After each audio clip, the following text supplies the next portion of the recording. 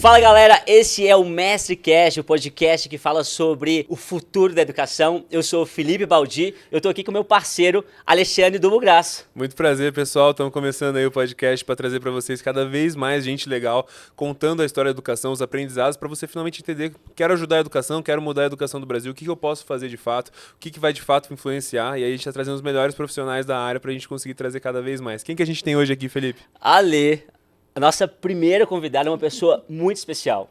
É uma pessoa que eu tenho muito respeito, muita admiração. E sabe que quando eu decidi empreender na educação, essa foi a primeira pessoa que acreditou em mim e me apoiou? E eu acho que esse, de fato, é o valor e o poder de um mestre, de um educador, que é ver um potencial, acreditar e guiar os caminhos.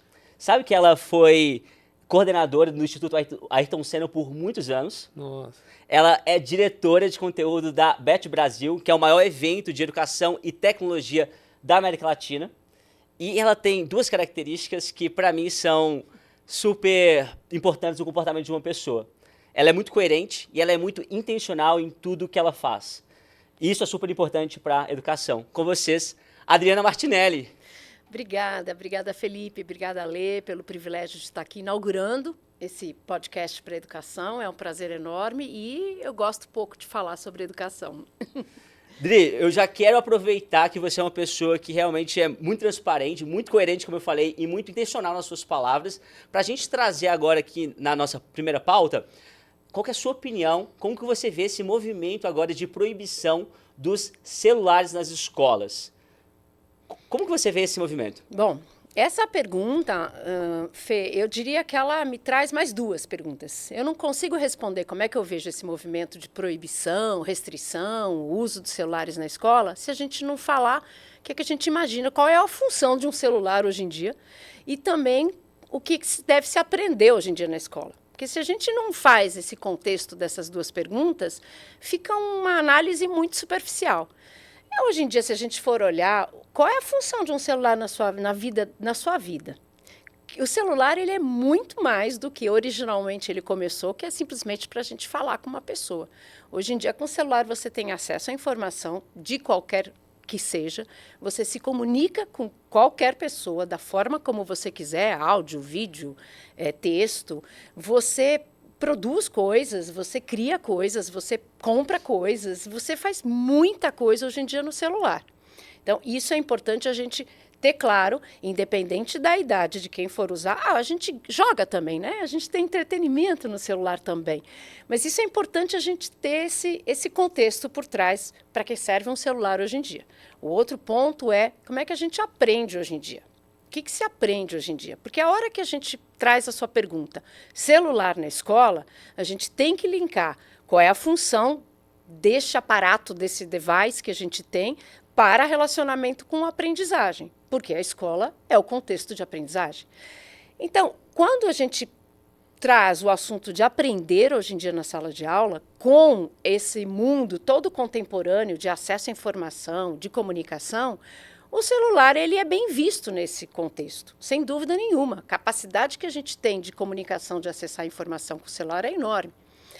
Agora, a hora que a gente traz o conceito de aprendizado para transmitir conteúdo apenas, para a gente entender de conteúdos apenas, como talvez tenha sido a minha escola anos atrás, o celular ele vai atrapalhar um pouquinho. Por quê? Porque não é isso que a gente não quer esse tipo de educação hoje em dia. Os jovens não querem mais esse tipo de educação hoje em dia, então o celular acaba sendo uma distração. Então, eu acho que mais importante do que a gente questionar se é bom ou não, a gente tem que, de novo, você mesmo me apresentou desse jeito, a gente tem que descobrir qual é a intenção que a gente quer com o celular dentro da sala de aula, né? Eu, particularmente, sou totalmente contra a proibição. Eu acho que a proibição não educa, a proibição não ajuda, e eu acho que a gente tem que analisar o que tem que ser feito e para que tem que ser feito, com que intenção a gente tem que fazer, para que a gente tenha um ambiente coerente, né, com o uso de celulares ou com o uso de instrumentos que nos fazem acessar a informação, porque a escola é um espaço para isso, com instrumentos que nos fazem comunicar com as pessoas, porque isso também é aprendizado, mas desde que tenha uma intenção por trás. Porque se você deixa um aluno ocioso, ele vai jogar. É mais gostoso jogar do que assistir a uma aula que tem total desinteresse para ele. Na educação, é proibido proibir? Eu acho que na vida, hoje em dia, esse é proibido proibir, a gente tem questionamentos, né? Proibir por quê? Né? Eu acho que, tirando leis oficiais que a gente tem e que devem ser simplesmente fiscalizadas, sem dúvida nenhuma, eu acho que a gente tem que sempre questionar, hoje em dia, o que é proibido realmente. Na educação, na minha opinião, a gente tem que sempre questionar o que é que está por trás de qualquer decisão. Então, não é uma questão de proibir ou não, mas o que é que está por trás disso? Quais são as intenções disso? Aqui nos aproxima ou nos distancia dos aprendizados reais, porque qualquer ação que aconteça na educação tem que ter como finalidade o aprendizado dos estudantes. Não tem outra finalidade na educação. E como que você vê essa parte de aprendizado, assim? O que é aprendizado, né? Acho que a maioria das pessoas imagina o aprendizado como, pô, sei lá, ir bem na prova, assim, mas não sei se é exatamente isso, né? Então, talvez eu não posso falar na nossa época, né? Porque vocês estão em outras, mas assim... Mas essa também é a sua época. Essa é a minha época, exato. Então, nesta época, eu penso o seguinte, a gente ainda escuta muito, né? Tô na faculdade, tô na escola, porque vou fazer um Enem, porque vou fazer um vestibular, porque eu quero entrar na faculdade, como se fosse um propósito, né? Uma intenção. Mas, assim, 9 anos numa escola para fazer uma prova e entrar numa faculdade, eu acho que é muito pouco a gente imaginar que o aprendizado seja isso. Eu questiono isso. Eu gosto muito de trazer um conceito de aprendizado que vem lá de 1988, de Jacques Delors, que foi um relator de um projeto, de um relatório da Unesco, que diz que existem 4 pilares do aprendizado. O aprender a ser, o aprender a conviver, o aprender a conhecer e o aprender a fazer. Quando você, didaticamente, coloca que um aprendizado interessante, seja na escola, seja na família, traz com que o estudante aprenda a ser quem ele é, né? Aprenda a se conhecer, aprenda a conhecer seus talentos, seus desafios, suas limitações. É nada melhor do que a gente aprender a gente se conhecer. Entendi. Então, o primeiro pilar é muito sobre o autoconhecimento. É o autoconhecimento. E como que isso? Saber o que você gosta de fazer, com quem você gosta de andar, quais são as atividades mais legais? O que você é bom, o que você precisa melhorar, como é que você conversa com as pessoas, como você gosta de conviver com as pessoas. Você é uma pessoa que tende a ser mais extrovertido, mais introvertido, e está tudo bem, não tem pior ou melhor. E conhecer a partir da sua aceitação. E aí entra numa outra questão fundamental hoje em dia, que é o respeito à diversidade, né? Não existe um padrão de que este é o padrão bom. Então, alunos extrovertidos na aula, que geralmente é a turma do fundão, são os alunos melhores. Não existe isso. Existe o respeito à diversidade de cada um. Então, autoconhecimento, na minha opinião, é ferramenta de aprendizagem para todo mundo, não só para estudante. Depois você entra no bloco do aprender a conviver. À medida que você convive consigo mesmo, dentro do autoconhecimento, você passa a conviver com o outro. Deixa eu conhecer quem é o outro. Deixa eu conhecer com quem eu me relaciono. Deixa eu aprender a conviver. Ponto muito crítico hoje em dia na sociedade. A gente vive momentos de polarização dentro das questões políticas. A gente vive momentos de intolerância, as pessoas não se tolerarem em relação a quem pensa diferente, e isso está dentro do pilar aprender a conviver. Eu preciso conviver com quem pensa diferente de mim. Eu preciso aprender a fazer isso, porque senão eu não consigo me dialogar. Então, aprender a conviver é fundamental. E você acha que as escolas estão indo num caminho mais de incentivar o pensamento crítico e as opiniões diferentes, ou tem ido cada vez mais num sentido de, vamos dizer assim, doutrinação, coisas nesse sentido? Eu prefiro não acreditar nesse esquema, nesse viés político da educação, tá? Seria bem interessante se a gente tivesse um processo e um projeto de educação de nação apartidário, porque a educação ela deve ser apartidária mesmo. O problema é que a gente tem questões de políticas públicas associadas a mandatos de 4 em 4 anos, e isso fica talvez com esse viés, né, de doutrina, de um monte de outras coisas. Mas, assim, a educação por si só ela não tem esse interesse. Ele tem realmente, como eu estava falando, o processo de autodesenvolvimento, de formação, de construção de uma identidade dessa pessoa, de uma perspectiva onde essa pessoa passa a se formar como ser humano que convive com outras pessoas. Dentro desses 2 blocos, que tem a ver mais com o lado, vamos dizer assim, de formação humana, aprender a ser e aprender a conviver, eu acho que, por que ele é fundamental olhar para isso dentro da escola? Porque a pessoa, criancinha, com 3 anos de idade, começa o processo da sociabilização. É ali que ela começa a conhecer quem é o outro. Ali que ela se descola da mãe, que é aquela união, né, profundamente intrínseca, para que perceba que tem outros. Então, é na escola que a socialização acontece. Veja como é importante a função do conviver dentro da escola. A gente não tem uma aula de conviver. A gente não tem uma aula didática. Aí a gente vai para a grade curricular, que é carregada de conteúdos. Mas a gente deveria intencionalmente aprender a fazer isso melhor, e não como se fosse algo que está implícito. Então, isso é fundamental. Depois você tem os outros 2 pilares, o aprender a conhecer, que basicamente é só o que a escola está fazendo hoje em dia, que é tentando olhar o lado esquerdo do cérebro e preencher com aspectos cognitivos, né? Então, vamos conhecer de matemática, de geografia, de história, de conteúdos importantes curriculares, acreditando que isso te leva para um vestibular e te leva para um lugar numa faculdade ou algum futuro de vida. Uma pergunta sobre isso. Você, dado o tanto de acesso que a gente tem de informação hoje, né, que esse modelo acho que foi inventado ali na Revolução Industrial, Exato. muito focado em trazer as pessoas conseguirem ler, terem conhecimentos gerais para conseguirem ser funcionais na sociedade. Hoje, você acredita que ainda tem valor assim esse negócio do ser humano se tornar uma enciclopédia ambulante e tal? Ou Não, né, Lê? Porque a gente já perdeu, né? Se a gente quiser chegar nesse lugar, a gente já perdeu pela capacidade de informação que existe por aí. E é porque é humanamente impossível você saber de tudo. É tão libertador você dizer não sei sobre isso.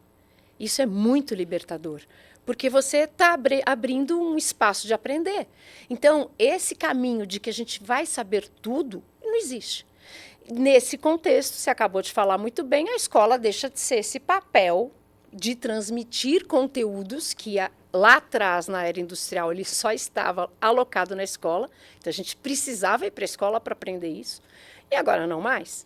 Né? Você acha que esse formato da escola, que ele continua se perpetuando, é consequência também do comportamento e cobrança dos pais? Porque eles ainda não têm consciência da importância do desenvolvimento de habilidades e competências para a formação do seu filho? Acho que tem um misto de coisas aí, né? Eu acho que trabalhar a educação ela é eu gosto às vezes de fazer uma analogia, pensa em um transatlântico gigantesco. Mexer nesse transatlântico não é uma coisa simples, né? Fazer uma manobrinha assim de virada para a direita não é uma coisa simples. E a educação ela é esse sistema enraizado, posto da era industrial de anos atrás. Então, assim, não é tão simples fazer modificações. Com relação, eu acho que a função dos pais nessa história, a gente vive muito como mãe, não sei se vocês são pais, não são, mas como vive sou como pai de mãe. pet, né, que é muito Pai mais de difícil, pet que é né? um pouco diferente, talvez seja mais fácil ensinar um pet. Eu acho difícil, o meu faz tudo errado ainda, né? Mas veja, eu acho que tem uma coisa que é bem interessante, porque a gente vive com o que a gente aprende. Então, assim, se foi bom para mim essa escola, vai ser bom para o meu filho. Os pais pensam um pouco assim.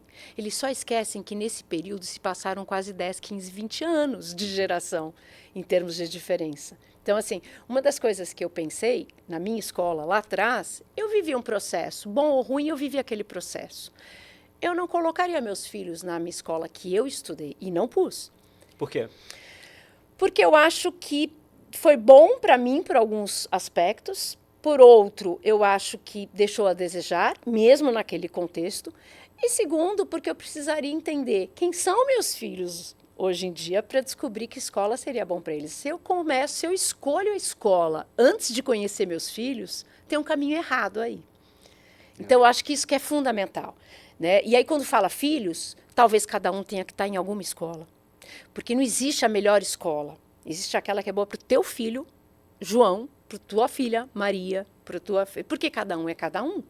Então, eu brinco que quando a gente faz ranqueamentos de escola, isso me incomoda muito, porque vou ranquear baseado em quê?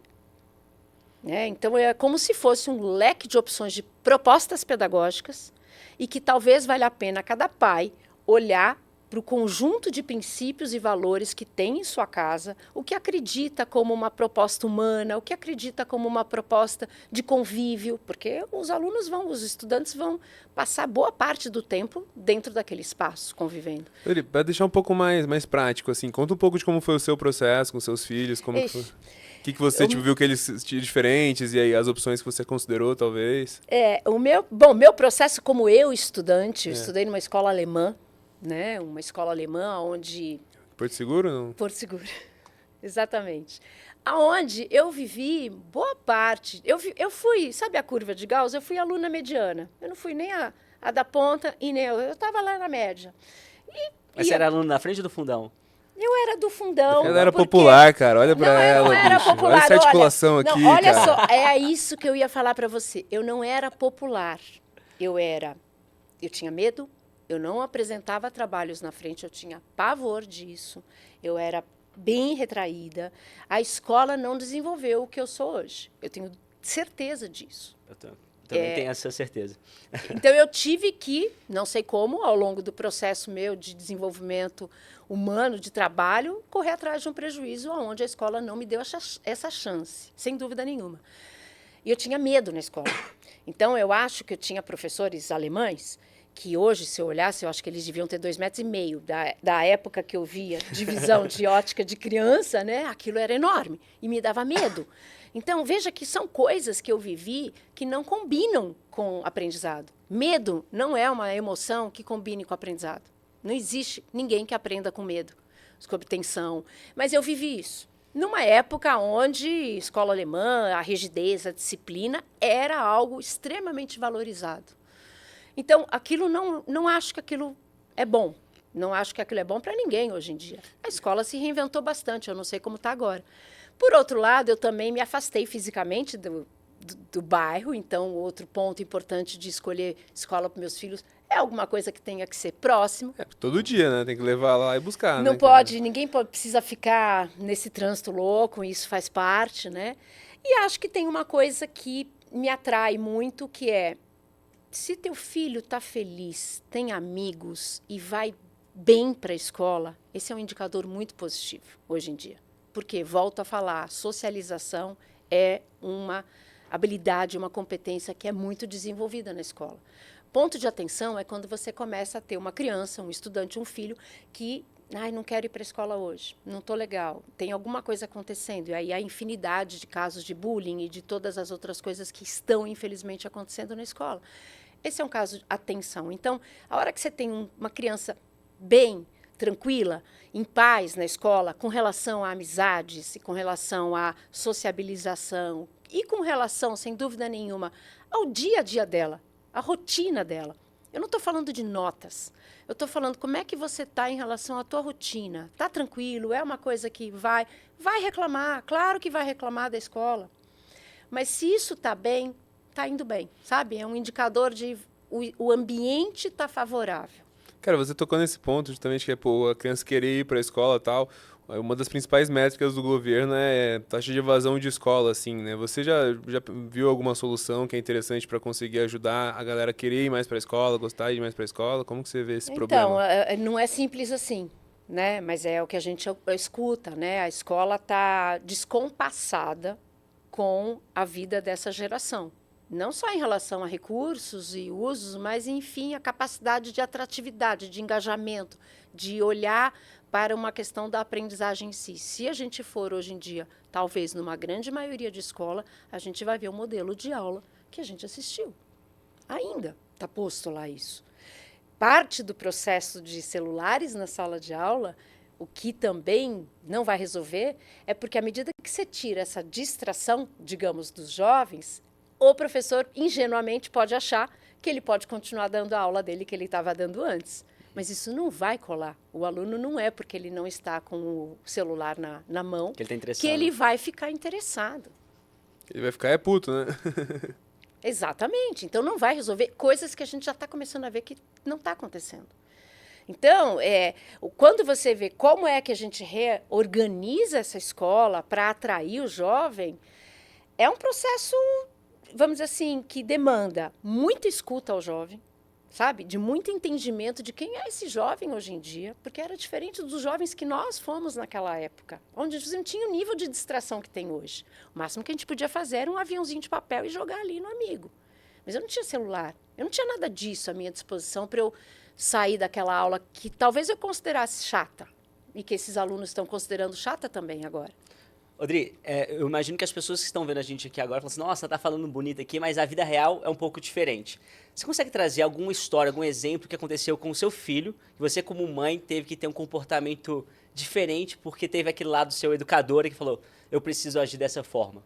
Alguma experiência dele na escola, alguma coisa que ele estava sentindo e você agiu às vezes de forma diferente justamente por ter uma consciência melhor na educação? Quando você quer dizer agir diferente, é no sentido de eu tomar uma postura como educadora Isso. ou como...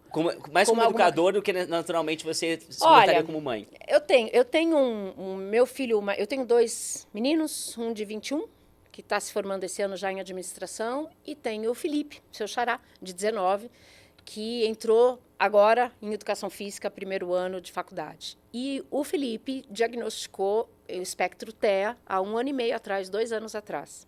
Então, ele, pelo quadro, sofreu bastante na escola. Não tenho dúvida disso. Por quê? Porque as nossas escolas ainda também não estão preparadas para lidar com diferenças. É uma questão de coloca uma régua padrão e todo mundo tem que chegar nesse lugar. Quem não chega, sofre. Então, ele teve um processo de vida escolar com dificuldades de chegar em alguns lugares onde era o tal padrão. Na minha perspectiva, entendendo como é que era o funcionamento de aprendizado dele, menos textual, mais visual. Então, assim, um vídeo ele vai bem num vídeo, mas se um texto longo é mais complicado, você começa a sentir, perceber essas diferenças. Eu ia para a escola tentando até falar, olha, ele é assim, vamos tentar fazer um outro jeito para que ele se beneficie, ele aprenda, porque é o que a gente quer, né? Ninguém quer. Teoricamente, ninguém quer que o aluno se ferre. Todo mundo quer fazer o melhor para ele. E foi muito difícil, foi muito sofrido isso. Porque a escola também tem dificuldades ou até incompetência de saber sair desse lugar de não fazer desse jeito. E eu só sei fazer desse jeito, sabe? Eu não sei como é que é isso, como é que faz isso. E mais do que isso, como é que faz isso para um aluno? Porque eu tenho 40 em sala de aula. Então, começa a entrar com um processo de que tem que ser para todo mundo. Eu não consigo abrir mão e exceções. Então, assim, mas precisa, porque quem é que tem que se enquadrar? É a escola e não o aluno para todo mundo. Então, foi um processo complicado. Até vou dar um caso exato que vocês vão entender. Teve um dia, ele por essas características muito... de rigidez cognitiva, de detalhamento de processo do autismo, ele é muito disciplinado em excesso, tá? Então, assim, ele não vai perder uma coisa que ele guardou, é tudo muito organizado. E um belo dia ele vem com um trabalho de inglês que ele teve que fazer, e imprimir, daí entregar, escrito assim, algo do tipo... você precisa se organizar melhor na próxima vez. Sabe, uma frase que deu uma ideia de que, assim, não está legal o jeito que você está se organizando. E ele chegou sem entender por que aquilo foi colocado. Simplesmente arrasado. E não houve uma fala com ele de que é que estava acontecendo ali. Aí, quando eu olhei aquilo, e ele realmente ficou profundamente mal, chateado com aquilo, eu olhei também, não conseguia entender aquele processo, eram 7 páginas de papel ali impressas. E aí eu falei, poxa vida, eu não vou deixar passar esse negócio. E fui na escola conversar. Depois de muito tempo, a gente começou a identificar que o problema, que a professora não tinha nem lembrado porque ela tinha escrito isso, é porque ele tinha grampeado as páginas numa ordem ao contrária. Então pensa, você tem a 1, 2, 3, imagine que ele grampeou a 1, a 3, a 4. E aquela frase foi em relação a como ele organizou. Vocês percebem o tamanho de uma frase, no impacto de um adolescente, de alguém que... E assim, para ela estava tudo bem. Então, assim, essas coisas que a gente percebe que acontecem diariamente na relação e no impacto que um professor tem ao fazer uma avaliação, um julgamento, uma frase de encorajamento ou de achar que está dando um feedback, isso pode acabar com qualquer um. Então, são coisas desse gênero que esse menino, como assim, eu preciso me organizar mais do que eu já sou organizado? Aonde é que eu estou errando? E uma questão de você grampear errado. Percebe? Aonde está o nível do problema? Eu queria um pouco mais fundo aqui nessa parte que você falou, que é, pô, todo mundo, muitas pessoas têm umas necessidades diferentes. Eu me arrisco a dizer que todo mundo tem necessidades diferentes, num certo espectro e tal e tudo mais. E, pô, é uma situação muito difícil para a escola, né? Então vamos pegar esse exemplo justamente, porque a escola, cara, vai fazer um tratamento diferente dessa pessoa do que dos outros alunos. Só que, pô, pra essa pessoa também é ruim, né? Porque os outros alunos veem que essa pessoa tá recebendo um tratamento diferente, ou elas se sentem injustiçadas, ou elas começam a tratar mal a pessoa, né? Falando assim, tipo, você fazia... E aí vem bullying, aí E vem aí um monte vem de bullying, coisa. vem um monte de coisa ruim, né? Perfeito. Percebe que a gente não tem esse ambiente preparado para isso, a lidar com o diferente e a assumir a diferença. Essa é a questão. Por quê? Porque quando a gente coloca, por exemplo, que uma nota boa na escola é um 8, é um 9, a gente já faz um julgamento que aquilo é bom. Sim. Então, a gente não está guardando as diferenças. Até nisso está implícito. Com relação a isso, o que eu vejo um pouco tem um conceito na educação que eu gosto demais, que é muito difícil de aplicar na prática, que é o conceito de equidade. Equidade significa eu oferecer a ajuda necessária para você, que é diferente para você. Então, não é a mesma oportunidade para todos, porque a mesma oportunidade para todos pode ser em excesso para você e pode faltar ainda para você. Então, eu precisaria entender e dosar exatamente o que cada um precisa e necessita. Nesse sentido, eu não tenho o conceito da injustiça pelo outro lado, porque eu sei que ele precisa mais e ele está recebendo mais. Para mim, isso aqui é suficiente. Entende? Então, o problema é que, teoricamente, o conceito é muito bonito. Na prática, quando você tem uma estrutura de escola onde 40 alunos em cada sala, durante 50 minutos, para aprender matemática daquele conteúdo daquele trimestre, aí você nivelou por cima alguma coisa que todo mundo tem que chegar ali. E aí você desconsidera todas as outras questões. Existe uma iniciativa e tem muita escola trabalhando em grupos, em comitês, em núcleos de inclusão, onde você atende por outros profissionais um plano específico para cada aluno. Isso existe. E, às vezes, a questão da inclusão ela não é exclusivamente do ponto de vista de neurodivergências, como TEA, como TDAH. Ela está dentro do ponto de vista emocional também. Você tem muitas crianças com dificuldades emocionais que impactam a aprendizagem também. Então, isso está colocado, né? A saúde mental que está aflorada pós-pandemia mostrou isso para a gente, como é que os estudantes voltaram para as escolas com 2 anos, às vezes sem convivência dentro dos seus lares, né? Pô, muito legal, cara. E você percebe que cada vez mais os jovens querem ter esse negócio de individualidade, não ser só mais um da manada, né? Então, eu até me arrisco a dizer que eu acredito que, ao invés da escola aprender a tratar as pessoas diferentes, tem que tratar todo mundo diferente, Mas né? não tenho dúvida, não tenho dúvida. E eu vou dizer, Ale, essa geração não tem problema com isso. Na realidade, a gente tem que educar os adultos. Porque essa geração, eles acabam se respeitando as diferenças entre eles. Se você perceber, existe alguma coisa que é muito mais natural.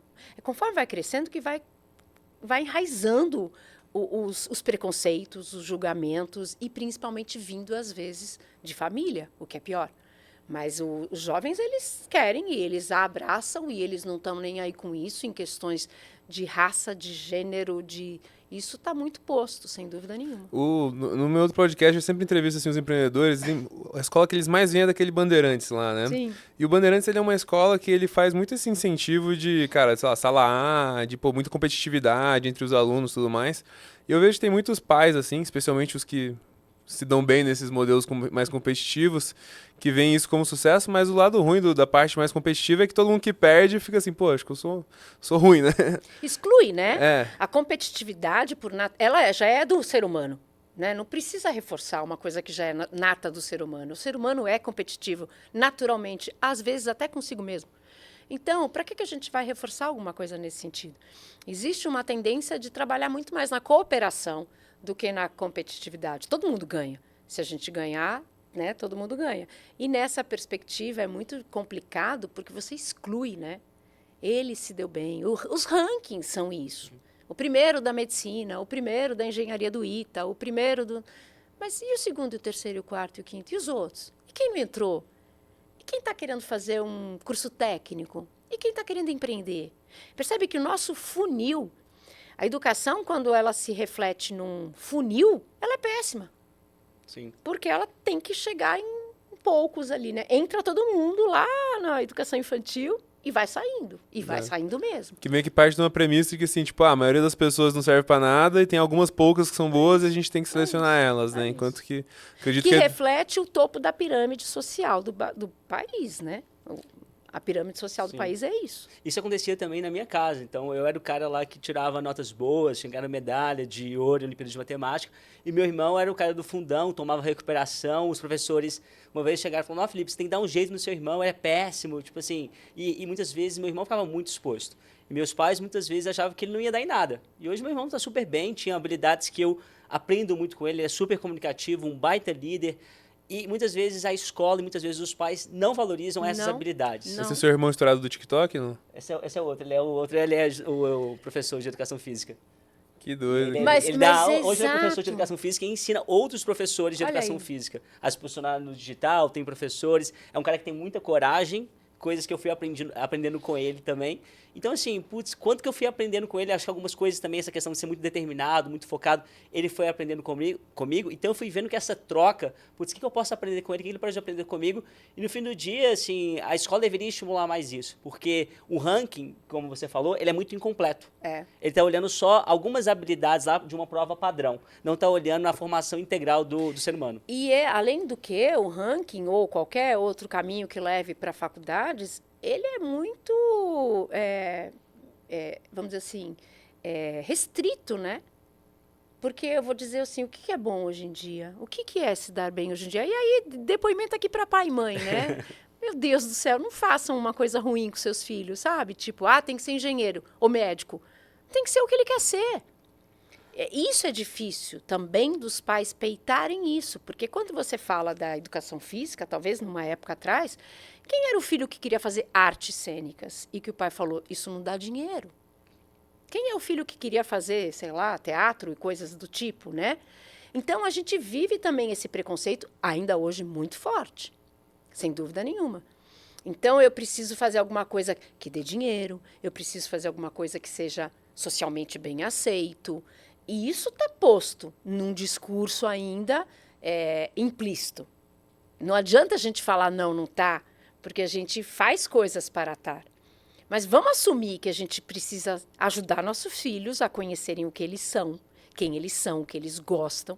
E não tem nada melhor do que a pessoa que fizer alguma coisa que ela goste. Conceito de Ikigai, né? Você faz alguma coisa que você goste, essa coisa é importante para a sociedade, você ganha dinheiro com essa coisa e você é competente nessa coisa. Pronto. Eu fui descobrir isso só velho, então eu estava já depois de formado. Pois veja só, se a escola conseguisse desenvolver um currículo baseado em Ikigai, onde esses estudantes desenvolvessem seus projetos de vida ao longo do tempo, dentro da idade correta. Nenhuma criança de 3 anos de idade vai pensar se é engenheiro ou se é médico. Não é isso. Mas descobrir o que ela gosta, a partir da brincadeira dela. Né? E eu acho que isso é crescendo. E aí, Ale, eu queria voltar num ponto, quando você fala, não cabe mais a escola transmitir conteúdo. Não cabe. Aí eu pergunto, então, qual é o papel do professor? Porque numa época quando a gente estudou, o professor de geografia era o único que entendia de geografia para mostrar para a gente o que era geografia. A figura principal do professor até hoje é palestrante, né? Exato. Ele adora, é um monólogo, né? Palestrante e monólogo. Porque ele fala. O que eu fico pensando cada vez mais é que esses professores deveriam ser designers, eu adoro essa palavra, designers de um cenário de aprendizagem para os alunos. Então, eles deviam criar cenários na escola para os alunos aprenderem. E modelar esses cenários fazendo mediação, provocando, fazendo ele questionar, refletir. Um papel que está muito além de conteúdo. O conteúdo é puro meio de conversa. A gente está conversando sobre o quê? Sobre educação aqui. Mas a gente podia estar falando sobre esporte. Percebe que o conteúdo ele é meio? Sim. mas nós estamos interagindo, a gente está se escutando, a gente está se provocando, Isso é importante.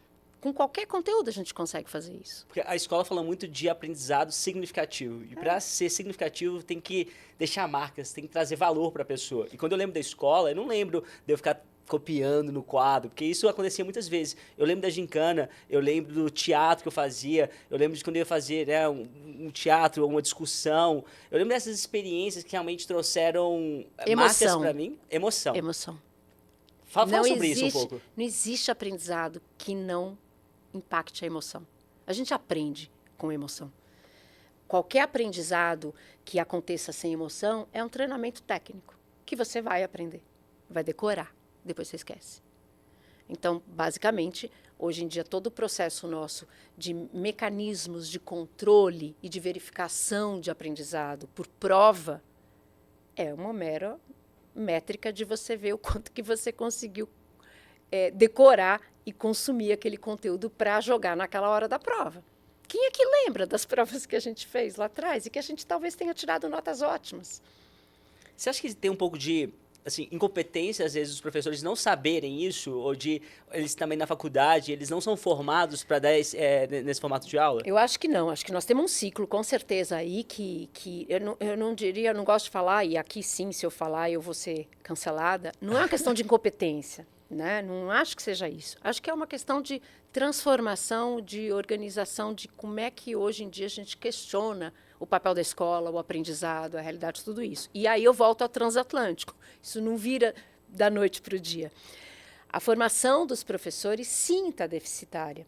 Um professor hoje sai de um processo de licenciatura ou de pedagogia e vai para uma sala de aula, sofre, porque ainda está muito calcado em teorias.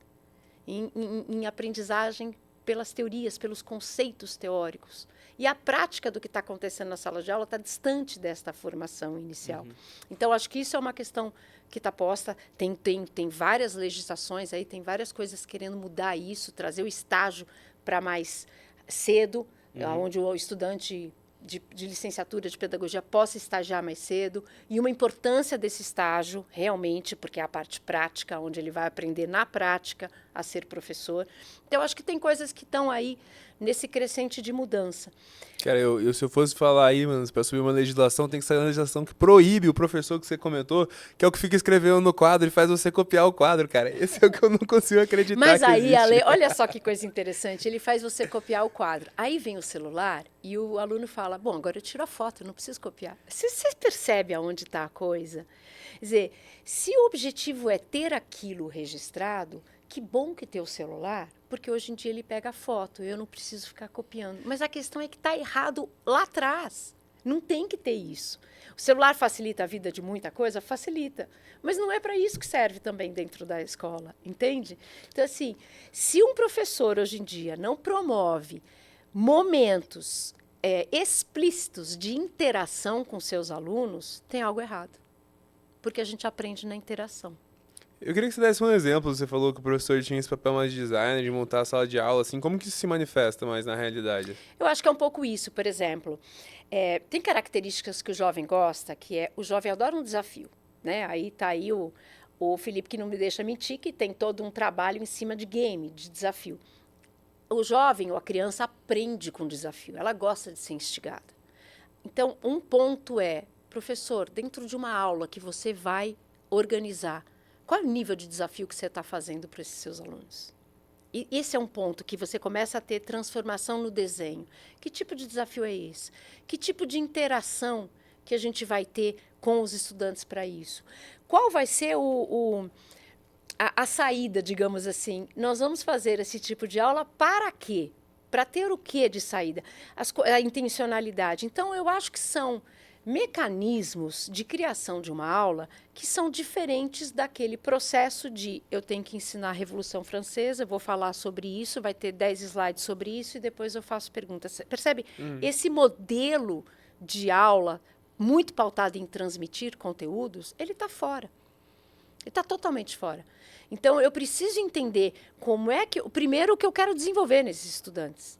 Se eu quero desenvolver pela Revolução Francesa, um questionamento de posicionamento histórico daquela época, alguma coisa, talvez eu não precise nem da Revolução Francesa, eu vou por um outro conteúdo alcançar isso. Então, eu acho que aí, hoje em dia, a gente tem uma mudança drástica na educação, que é sair do escopo do desenvolvimento de conteúdos para ir para um escopo do desenvolvimento de habilidades, de competências. E isso sim é o que você leva para a vida inteira. É isso sim que você fica marcado na escola. Aí, entrando um pouco dos bastidores da escola, quando eu converso com um professor que é criativo, que quer realmente trazer essas experiências de aprendizagem para dentro de sala de aula, muitas vezes ele é limitado, porque ele tem que cumprir aquela página 57 do livro, porque se ele não o fizer, o pai vai reclamar com o diretor, vai coordenar com o coordenador e vai chegar nele. De alguma forma, ele fica até com risco de perder o emprego.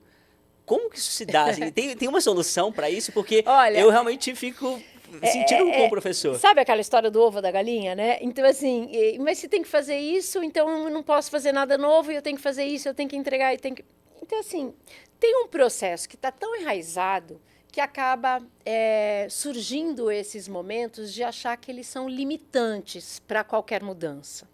Mas, um dia, eu tive uma ideia de abrir uma escola. Ela passou. Acabou? Não, ela passou por um momento porque eu achei que ia dar muito trabalho. Mas porque eu ficava muito questionando isso. Como que assim? Será que existe uma lei onde a escola precisa ter essa grade horária, precisa ter essa divisão de alunos, precisa ter isso? Porque eu estava questionando por aí, por que é assim? Né? E não tem. Existe um artigo na LDB que indica que você pode agrupar alunos na escola por diversas razões. Por objetivos de aprendizagem, por idade, por necessidades de cada um. Sabe, quando o leque de opção é tão grande a ponto de você poder criar uma escola do tipo novo, é permitido. E aí você fala, por que não fazem? A gente tem poucos exemplos, né? Eu acho que a gente tem poucos exemplos, eu acho que a gente tem, às vezes, pouca coragem de mudar o status quo. Às vezes, eu acho que a educação é um setor onde tem medo de inovar e buscar coisas diferentes. Eu já escutei de pessoas que falam assim, meu filho não é cobaia, sabe? No sentido de vai fazer uma coisa diferente. Deu certo para mim, vai dar certo para o meu filho. Então, sustenta um processo que está enraizado já e que a gente sabe que não está sendo muito efetivo, mas vamos seguindo. Então, eu acho que essa disruptura que você diz de algum professor criativo que queira fazer, precisa ser forte, precisa ter um núcleo de uma escola que acredite realmente nisso e que peite uma coisa dessas. Um professor sozinho numa escola que tenha uma direção que talvez não vá validar isso, ele vai enfrentar problemas, não tenha dúvida. E isso não tem a ver com a escola, isso tem a ver com processos de mudança em qualquer lugar. Verdade. Né? Pô, se eu puder complementar no que você está falando, eu também sinto que, cara, o modelo que existe hoje, que foi criado lá na Revolução Industrial, ele realmente é o mais fácil de se aplicar, né? É o mais simples, assim. Você arruma uns professores que sabem o conteúdo, bota ele na frente da sala, pô, dá umas provas pro pessoal. Inclusive, a prova, quando ela nasceu para avaliar o professor, né? Não o aluno em si, né? E com o tempo foi se tornando a coisa mais central da coisa do aluno.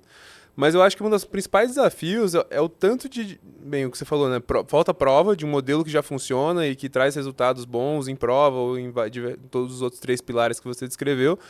Mas também uma infraestrutura, talvez tecnológica, porque, pô, vamos dizer que você quer individualizar para cada um. Cara, para você manter uma organização de o que cada um tem que aprender, qual que é o jeito que cada um... Cara, nenhum professor vai conseguir lembrar disso, né? Mas aí sim, sem dúvida nenhuma, entra a tecnologia que pode realmente suportar e aportar e recursos para isso acontecer. Né? Não só de reconhecer cada desafio, mas ter um respaldo aí de histórico, de processo. Pensa se cada estudante tivesse um baita portfólio no seu projeto de vida escolar, com tudo isso registrado, com tudo isso, não como notas. O que a gente tem que entregar hoje em dia para a faculdade? Histórico escolar. O que diz isso de você? Notas. Nada. Percebe? Um histórico escolar não diz nada sobre a vida escolar de um aluno. É um conjunto de números ou conceitos, se for nota-conceito. Então, veja, se você tem um portfólio de projetos que esse aluno desenvolve na escola, de ações que participa, você começa a ter um histórico desse. E aí emenda com o currículo, com o CV, né, no mercado de trabalho e vai emendando. E aí entra no processo de lifelong learning. Então, veja como a gente tem um conceito de educação que é complicado, porque eu acho que ele é de nascença errado na perspectiva de propósito. A educação, ela começa na família, ponto. Antes de a gente ser estudante, a gente foi filho. A gente primeiro é filho, depois a gente passa a ser aluno. Então, a educação do seu âmbito maior, em termos de valores, em termos de formação plena, de personalidade, é dentro da família. Depois ela ocupa um espaço escolar, que é na escola, e depois vai para a faculdade, se for o caso, e que é uma estrutura mais organizada e sistematizada que apoiam essa educação familiar. Mas ela não pode terminar aí. Por isso que a gente fica falando de lifelong learning hoje em dia, que é a autonomia, que é o autodesenvolvimento, que a gente precisa aprender a aprender sempre. Então, quando você entende isso, você fala, bom, então o melhor lugar para que a gente aprenda a aprender sempre é a escola. E é isso que não está sendo entregue hoje em dia. A gente aprende a aprender os conceitos que estão lá postos no currículo e tudo. Talvez uma escola que ensinasse o aluno a aprender o que ele quiser, já estava bom. Então, eu até me arrisco a dizer que o jeito que a escola funciona, o aluno tem muito essa percepção de, cara, só consigo aprender o que o professor me fala, Exato, exato. Porque ele está nesse processo, vamos dizer assim, enclausurado nesse processo. Eu não sei se vocês já viram, mas tem aluno que não gosta de quando vem alguma aula do tipo diferente. Lógico que ele não gosta, porque ele está encaixotado para receber a coisa pronta. Ele não está instigado para pensar diferente. Então, aquilo sai do padrão dele, do padrão certinho. Ah, me dá aí, me dá o conteúdo pronto. O que cai na prova? Olha essas frases que a gente tem, que não tem nada a ver com a educação contemporânea. O que cai na prova? Sim. Sabe? Então, quando você começa a pensar essas coisas, você fala, tem algo errado aqui no sistema, na estrutura. Por que um professor tem que dar uma aula só de 40 minutos, 50 minutos? E por que só tem que ter 40 alunos? E por que alunos só aprendem com alunos da mesma idade? Não tem resposta para essas coisas mais hoje em dia. Mas a escola está formatada como sistema educacional nesse sistema. Então, você fala, teria que mudar radicalmente? Talvez teria que sim. E aí, vai acontecer? Não sei. Tão cedo a gente não consegue perceber. A gente começa a ter indícios. Tem escolas que não aplicam prova. Não é obrigado a aplicar prova. Você tem que verificar a aprendizagem. Mas ninguém diz que é com prova. Prova, instrumento, prova. Mas é mais fácil aplicar prova. Muito mais fácil, né? Por isso que é o modelo mais predominante aí de todos. Porque quando você diz da Revolução Industrial, o que aconteceu? A gente tinha uma educação para uma elite muito boa, de muita qualidade. A disseminação da educação, que tinha que ser para todos, aconteceu de poucos e bom para muitos. E aí empacota esse negócio, põe na esteira de produção, coloca currículo, coloca todo mundo em salas de aula e joga. Então, para aquele momento, aquilo era preciso. Genial, e mudou a sociedade para sempre, Não né? tenho dúvida nenhuma disso, graças a Deus. Mas a gente ainda está nem entregando aquilo, porque a gente ainda não está conseguindo entregar o bom daquilo, e a gente já mudou as perguntas e a gente continua com as mesmas respostas daquela época. E entrando um pouco mais nisso que a gente estava falando de prova, você é fã desse modelo de prova? Você acha que tem seu valor existirem as provas? Ou... Não sou. Acho que prova gera tensão. Acho que tem muita gente que a prova ela mede uma fotografia daquele momento. Ela não dá... Muitos estudantes estudam para fazer a prova no dia seguinte, né? Sim. E assim, aí você faz a prova nesse dia e aconteceu alguma esquece. coisa com você nesse dia que você não está legal. E você vai mal por causa daquilo. E aí, quando você foca só na prova, você esquece de valorizar o processo de aprendizagem. Exato. Porque você foca só na prova e se E é isso que você falou, Felipe. A aprendizagem não é pontual, ela é um processo. Ela exige que você vá, volta, reflita, pensa. É um processo. A prova mede um panorama, uma fotografia daquele momento. Então, eu não posso atribuir à prova toda a conta da aprendizagem de um aluno. Isso está errado. O problema é que naquela conta do funil, se não houver FUVEST, Enem e esses processos seletivos que caem como prova, como é que a gente resolve esse problema? Essa é a questão. E tem um problema de você valorizar muito a prova e pontuar, né? Tipo, os pontos lá do ano, 90 pontos vai para a prova e 10 pontos para trabalho. Eu, quando estava na escola, eu odiava fazer trabalho, porque valia pouco ponto, dava muito trabalho. Então eu focava toda a minha energia em fazer prova. Exato. E aí eu deixava meus amigos fazerem, eu queria fazer sozinho, porque dava muito trabalho fazer com eles. E aí foi péssimo, porque eu não desenvolvi habilidades do trabalho colaborativo, de comunicação. E aí eu senti falta no mercado de trabalho. Mas olha só o que você está falando, Fê. Por que hoje em dia os estudantes... O que é o conceito de trabalho em grupo, né? Que falam. O trabalho em grupo. Um faz e todo mundo assina. Porque nunca foi trabalhado da forma correta isso. Foi valorizado também. Porque também foi uma espécie de... Uma falsa prova, sabe? Do tipo, é um negócio que tem que entregar, não é individual, é em grupo, então vocês fazem e tem que entregar e o nome de todo mundo vai. Então, assim, também não foi bem aplicado o conceito de trabalho em grupo. E o que acontece nas empresas hoje em dia? A dificuldade de relacionamento, de produzir em coletivo, de respeitar as ideias de cada um. É isso. De troca. De troca.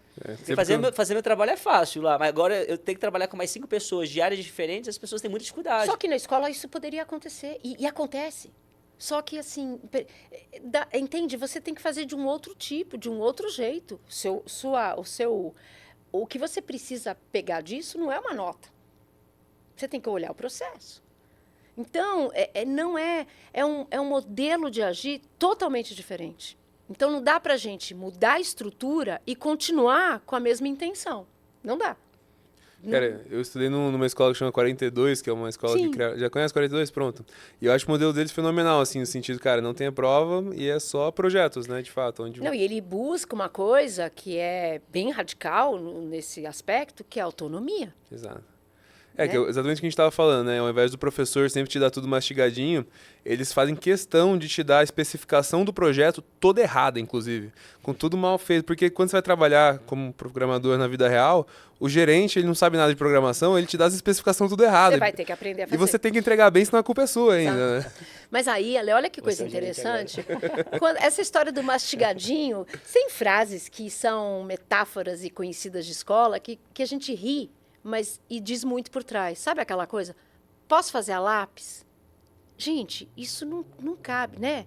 Como é que uma criança pergunta se pode fazer a lápis? O que o fazer a lápis tem a ver com a aprendizagem? E aí o professor fala, não. Exato! Né? Posso ir ao banheiro. Tem escola que está nesse nível ainda, de você ter que pedir para sair para poder ir ao banheiro. Então, são coisas que hoje em dia não dá. Por quê? Outra coisa que é um pouco da incoerência. Se o objetivo de um processo de aprendizagem de um estudante é também fazer com que ele busque a autonomia, né, a promoção da autonomia, ora, para você ter um desenvolvimento de autonomia, você tem que ter capacidade de fazer escolhas, né? Porque, basicamente, eu gosto de definir autonomia com você ter capacidade de fazer escolhas e dar conta das consequências das suas escolhas. Aí você é autônomo, né? Não é só escolher, mas se você deu conta do que aconteceu com a tua escolha, é porque fala, beleza, eu estou aqui segurando a onda.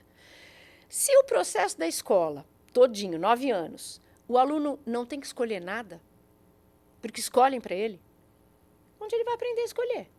Onde ele vai aprender a errar? Se não é na escola, o errar e aprender a fazer escolhas. Né? Ele não escolhe agora, mal ou bem, no novo ensino médio, tem as eletivas que ele pode escolher. Mas todo o processo não tem essa prática de estudantes escolherem o que você gosta de estudar, escolher um projeto para você fazer ao longo de um ano, que seja um projeto. Sabe essa coisa? Não vai mudar radical? Uhum. Deixa do jeito que está, mas pega um professor e fala, este professor vai coordenar o projeto do seu ano. Felipe, você vai querer estudar sobre o quê? Quero estudar sobre a gamificação. Beleza, você vai estudar sobre isso.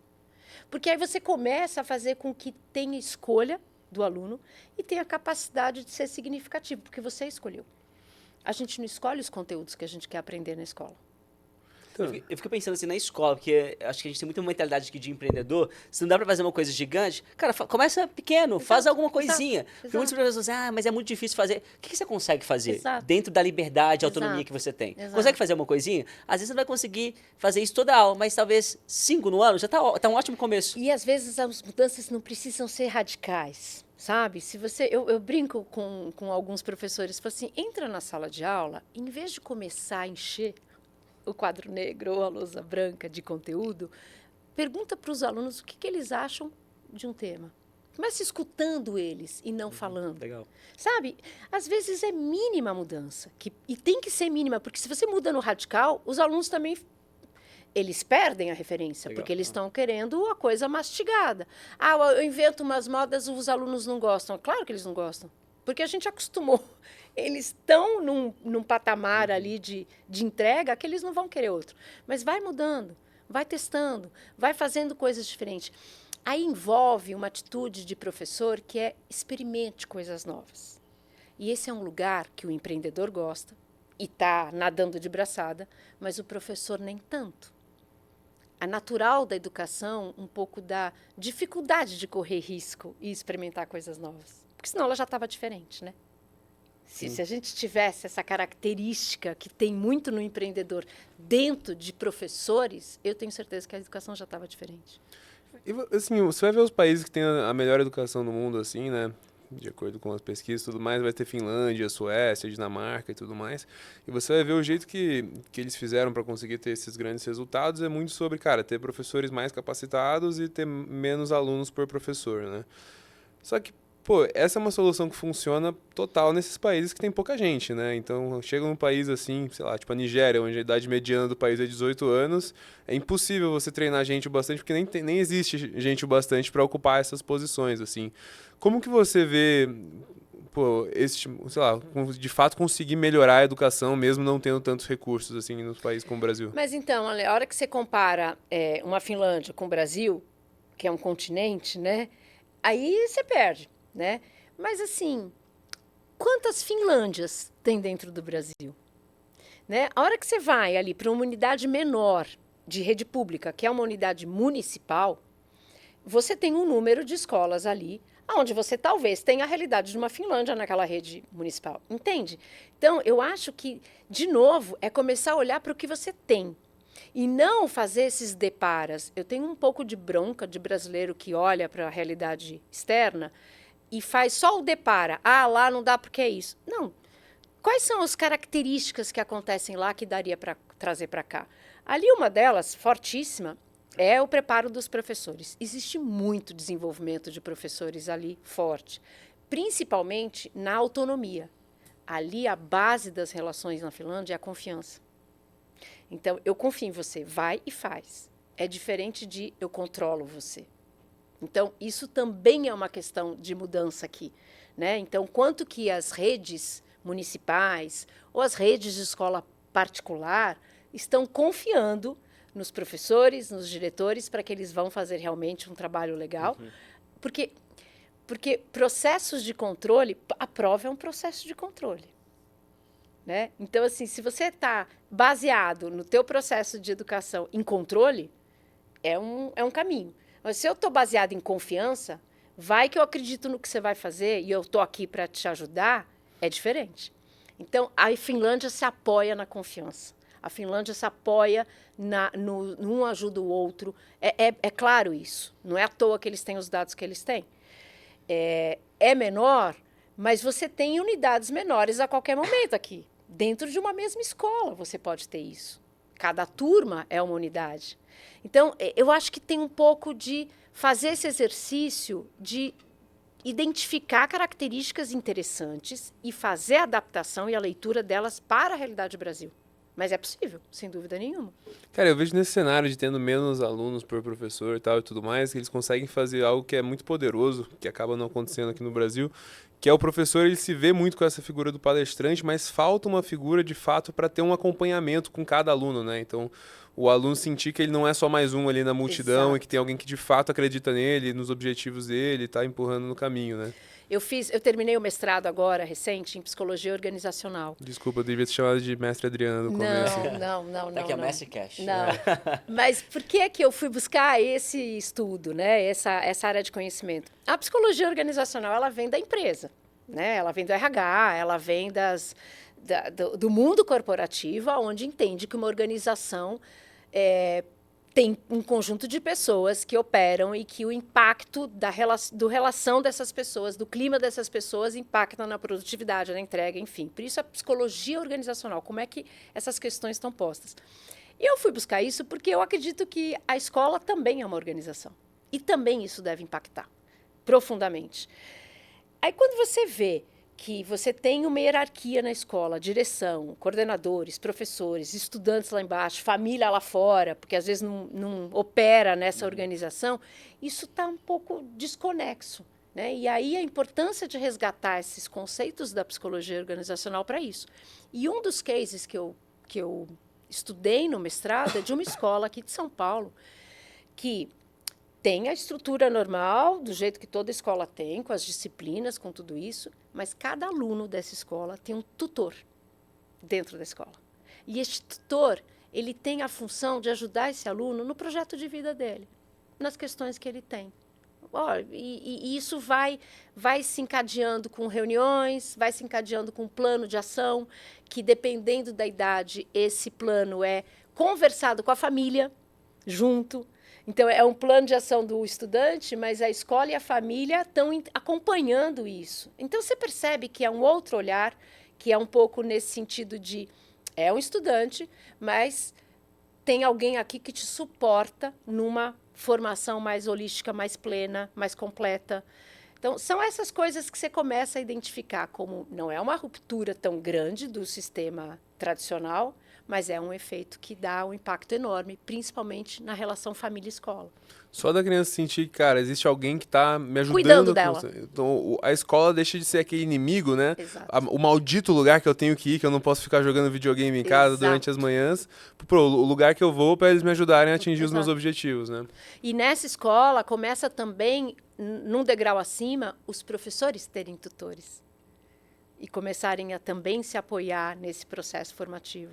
Porque é um pouco dessa relação, né? De que um ajuda o outro. No fim do dia, todo mundo quer ser escutado, quer ser No mentorado. fim do quer dia, se todo mundo desenvolver. quer ser escutado. Você falou a frase mais importante do mundo. Cara, lá na empresa mesmo a gente, todas as pessoas mais jovens que entram, a gente faz exatamente esse processo, né? Semanalmente a gente conversa com a pessoa, a gente entende o objetivo dela, a gente monta um plano e a gente vai avaliando toda semana se a pessoa tá seguindo aquele plano, se não seguiu por quê, o que aconteceu, vamos adaptando ele, e a pessoa vai se aprendendo mais, mudou o objetivo, vamos mudar o plano aqui e tal, né? Então faz justamente esse sentimento, né? Não sou só mais um aqui na empresa que, tô sendo sugado pelo capitalismo. Eu tô na esteira, exatamente. E a empresa tá cuidando de mim, a empresa tá me fazendo crescer, tá me ajudando a seguir meus objetivos e tal, que é até o jeito que a maioria dos livros de gestão fala, né? Exato. Que é o que você...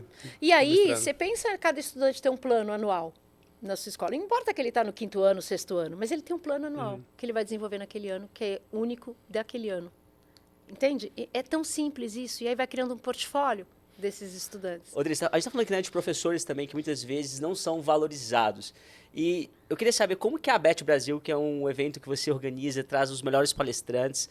Eu já participo desde 2022. É o maior evento de educação do Brasil, é isso? Educação e tecnologia da América Latina, não é isso?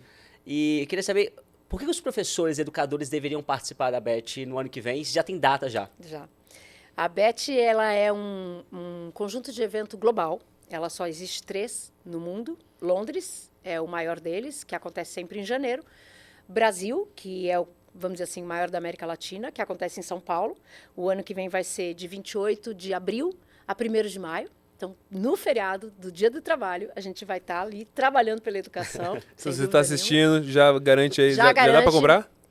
Já dá para comprar o ingresso? Já dá para comprar ingresso. Já, se não quiser pagar nada, você visita a ABET de graça. Visita todo o pavilhão, a feira, e tem auditórios também gratuitos, com conteúdo gratuito. E o terceiro evento global da ABET fica na Ásia, itinerante, não numa cidade fixa. Então, são esses 3 eventos. E assim, se você falar para mim, descreve a ABET, Eu vou descrever como um espaço de muita inovação, informação sobre educação, sem dúvida nenhuma. Tanto do ponto de vista dos players, das empresas que estão lá nos seus estandes, mostrando suas soluções, seus produtos, tudo que tem de mais novo aí no mercado, quanto do ponto de vista de conteúdo. A gente vai ter 12 auditórios. 12? 12. Simultâneos, com Caraca, atividades legal. pelos 4 dias, somam umas 170 sessões de conteúdo, é muita coisa, com palestrantes, mais de 450 palestrantes. Então, assim, é uma riqueza de conteúdo e de possibilidade de interação, sem dúvida nenhuma. Então, você tem todo esse cenário, digamos assim, aonde a resposta do porquê um professor ou um diretor iria à BET, eu desafiaria assim, vai para se conhecer, vai para descobrir se a educação que você acha que você está fazendo é a que está sendo provocada por as pessoas que estão lá, né? Sejam palestrantes, sejam empresas, vai para conhecer gente, vai para descobrir uma coisa nova em você. Eu sempre falo isso. Eu acho que assim, se cada um fosse a Beth e fizesse uma listinha de metas, sabe? Descubra 2 coisas novas sobre você. Conheça 4 pessoas que você ainda nunca conheceu. E isso ajuda a pessoa a sair do status quo e de se reinventar. Né? Não vá para a Beth como um congresso simplesmente que você vai sentar na cadeira e assistir só palestras. Eu acho que aproveite do momento para realmente fazer conexões novas, para se descobrir coisas novas, para tentar voltar da Beth e aplicar uma coisa diferente na sua sala de aula. Eu acho que esse é um campo de inovação, sabe? É como se fosse um cenário propício para você se reinventar. Cara, e quando você se expõe a essas novas tecnologias, essas novas inovações que tá acontecendo, você sempre chega lá falando assim, tipo, tá, vai, mais um pouco do mesmo, já sei de tudo e tal. Só que tem tanta coisa que você chega e você vê e depois não dá pra desver, né? Porque Exato. você fala assim, caraca, como que eu nunca pensei nisso, né? Exato. E aí, Ale, essa frase de, isso aí eu já vi, isso aí é mais do mesmo. Isso não funciona. Isso aí tem um pouco de defesa, né? É um pouco de resistência. É muito comum, no fundo, as pessoas se colocarem nesse lugar, porque mudar não é fácil. Mudar envolve você ter que rever questões internas também. Mudar resolve você falar, mas eu não acredito mais nisso. E tudo bem. Tudo bem você acreditava em alguma coisa antes e agora você não acredita. Não tem problema nisso. Mudar significa não penso mais assim. Mudar significa você falar, agora eu penso diferente. Mudar significa você falar, não entendo sobre isso. Então, requer um desprendimento um pouco daquela soberba, sabe? Aquele status mais soberbo, e de você falar, isso tudo eu já sei. Não, será mesmo que sabe? Não tem como. Então, assim, sabe? Esteja aberto, esteja leve, né? Vai fluido, sem você ter muitas resistências um pouco. Isso não tá um motivo bastante ainda pra você ir, se você quer ficar em casa, se transformar um dinossauro da educação, como já tem um motivo bastante aqui, é porque nós vamos estar lá. A gente tá Nem lá. que seja pra bater um papo lá com a gente, né? Por favor, vamos lá sim, porque quanto mais pessoas se juntarem nessa proposta, talvez a gente tenha aí um resultado maior de transformação na educação. E já que a gente tocou na BET, que é o principal trabalho que você executa hoje e tal, cara, vamos focar um pouquinho na tua história, cara, contar um pouquinho da tua jornada ali, desde o de ensino ali fundamental, médio, onde você cresceu. Bom, eu fui uma aluna, como eu falei, padrão, né, da curva de Gauss ali, bem mediana, e eu acho que eu só comecei a me descobrir ou me incomodar com o jeito que eu aprendia na faculdade. Eu fiz PUC, eu fiz fonoaudiologia na PUC, mas assim, no 2º ano de fono, eu já achei que não era fono que eu queria ser, sabe? Quando você fala, mas não é isso. Isso não está muito presente dentro de mim. Interessante isso. Por que você escolheu a fono? Que não é Então, direito, nem medicina, nem engenharia, não né? é, mas é porque eu queria uma coisa nova. Eu precisava de um curso novo. Ah, então você já era uma rebelde desde cedo. Eu era uma rebelde desde cedo, porque eu queria uma coisa que fosse diferente. A pedagogia eu já sabia o que me oferecia, o direito também, a medicina também. E naquela época, eu sempre gostei muito de tecnologia. Sempre gostei. Mas o que tinha em termos de faculdade para tecnologia era a ciência da computação. Aquela coisa daqueles mainframes enormes. E eu falava assim, não, eu gosto de usar daqui para fora, não do que tem daqui para dentro. Não me interessa o que tem lá dentro do computador.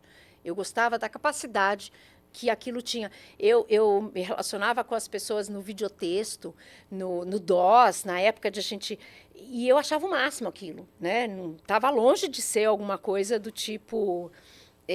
mais futura de Mandic, de coisa. Era uma coisa de, sei lá o que era na época. Eu tinha a tela DOS e a gente entrava num negócio lá de teletexto e falava com gente por texto só. E eu achava aquilo impressionante. Mágico, né? Falando com alguém em Mágico. outro lugar do mundo. E eu falava, eu tô falando com a pessoa. A minha mãe até sentava do meu lado e falava assim, não tá. Eu falei, tô, olha aqui, ó, eu vou perguntar e a pessoa vai responder. Sabe, aquilo era realmente louco. E eu me encantava com aquilo. Mas eu não tinha nada para conhecer e fazer faculdade daquilo. O que estavam me oferecendo é o que estava por trás. Eu falei, então não quero. Né? Não me interessa. Deixa eu continuar aprendendo desse jeito. E eu gostava de criança. Então, eu tinha duas coisas ali. Eu gostava muito de criança, muito de educação, disso, nato meu, e de tecnologia. Eu acabei indo para a Fono. Mas quando a Fono foi para um caminho de que, assim, mas eu não vou ser 100% Fono, era isso que eu tinha na minha cabeça, eu falei, mas o que eu vou fazer? E aí eu falei, não, eu vou terminar o curso. Deixa eu terminar, porque aí eu tenho o tal diploma da educação superior, né, que hoje em dia muito... se fala também, mas eu questiono se isso é tão vital hoje em dia, importante. Mas eu terminei. Mas eu terminei com uma intenção de... Deixa eu aproveitar esses outros 2 anos que faltam até eu terminar para eu tentar descobrir o que eu gosto. E, com isso, eu tinha matérias que eu não queria na Fono. E eu fui negociar com as professoras para eu sumir da frente delas. Falei, eu não vou fazer essa matéria, porque essa matéria não vai me ser útil. Do tipo fisiologia do aparelho fonador. Eu não vou usar isso. E eu falava isso. Já tinha essa consciência. 1987, 86. Falei, olha, eu não vou ser fono nesta área, não preciso disso. E eu preciso deste tempo, dessa disciplina, para eu fazer outras coisas que eu goste. E ela... ele negociou? Algumas entendiam e falavam, some da minha frente, me aparece com um projeto, com alguma coisa, porque precisa atribuir alguma nota. E as outras falaram, não, se vira. Então, eu consegui ali negociar algum tempo, e esse tempo eu fui descobrindo coisas para fazer. Eu dei muita aula particular para adolescente, ensino fundamental, enfim. Era para fazer um dinheiro ou para... Eu acho que uma parte era para fazer um dinheiro, quando eu comecei a não ter mais dinheiro para minhas baladas, para minhas coisas, e eu precisava resolver como é que eu fazia isso. Por outro lado, era uma parte de que eu começava a me encantar com a educação.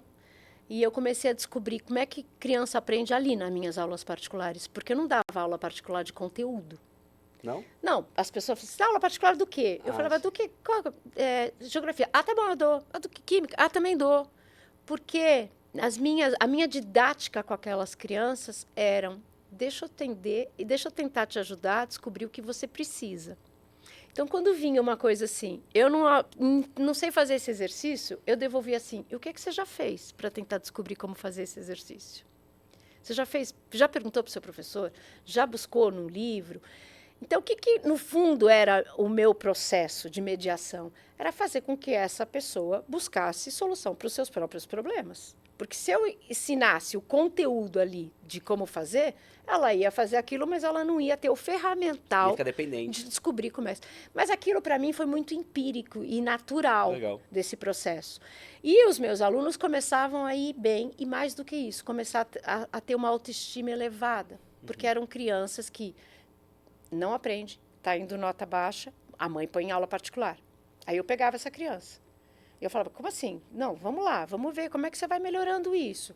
Eu falava, você vai lá agora no professor, na outra aula, na próxima aula você me conta o que ele falou. E aí vinha, ele me explicou, porque tinha vergonha de ir, porque você percebe que o processo estava em outro lugar. Sim, o bloqueio estava em outro lugar. Em outro lugar. E aí eu comecei a ficar famosa, e aí eu dava aula de tudo quanto é matéria. Famosa onde? Onde você estava nessa época? No meio do... Não, eu estava na faculdade, mas no colégio Pio XII, meus alunos eram todos do Pio XII.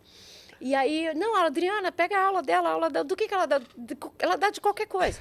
Porque, na realidade, eu trabalhava com um processo de mediação de aprendizagem e não do conteúdo em si. E quando vinha alguma coisa de conteúdo em si, que eu não tinha como sair, e que às vezes eu não sabia, eu falava assim, nós vamos aprender junto. Eu falei, não preciso saber, nós vamos aprender junto, vamos lá, vamos descobrir. Então, acho que aquilo me ajudou a entender como é que é o processo de aprendizagem e o que está envolvido nesse processo, principalmente nessa faixa etária. Cara, eu acho muito interessante o que você acabou de falar. Tem aquele filme Pegue-me Se Puder, sabe? Com o Léo DiCaprio, Tom Hanks e tal. Aí tem uma época que ele vira professor, assim, da escola de Direito por muito tempo e tal. Aí o pessoal, depois que pegaram ele, né? Pra contexto, é um cara, ele finge que ele é outras pessoas. Ele fingiu que ele era piloto, fingiu que era professor, ele era uma fraude completa. Aí pergunta, cara, como é que você deu aula na faculdade de Direito, tá ligado? Ele falou assim, cara, real que pra ensinar você não tem que ser o guru que sabe de tudo, você tem que estar uma aula na frente, né? Exato. E você tem que ter minimamente a capacidade de escutar o que está acontecendo com o teu aluno ali para poder orientar o que ele precisa, não o que você quer. Então, assim, isso eu vivi na prática ali, né? Uma espécie de mentoria mesmo, de apoio. E funcionou muito bem. Então, aquilo para mim aquilo foi como se eu falasse, aquilo é aprender. E aí, quando você vai indo para as escolas e para vendo que tem um outro caminho, eu vivi a entrada da tecnologia na educação. Então, quando o MEC estava distribuindo computadores para as escolas, laboratórios de informática, não se falava em tecnologia, falava em laboratório de informática. As escolas estavam colocando computadores no laboratório. Eu vivi isso. E aí eu juntei aquela coisa de tecnologia que eu gostava. Então, eu comecei a trabalhar nesse aspecto. Eu até comecei a trabalhar como fono mesmo, né? Mas ligada à leitura e aprendizagem, a dificuldades de leitura e aprendizagem.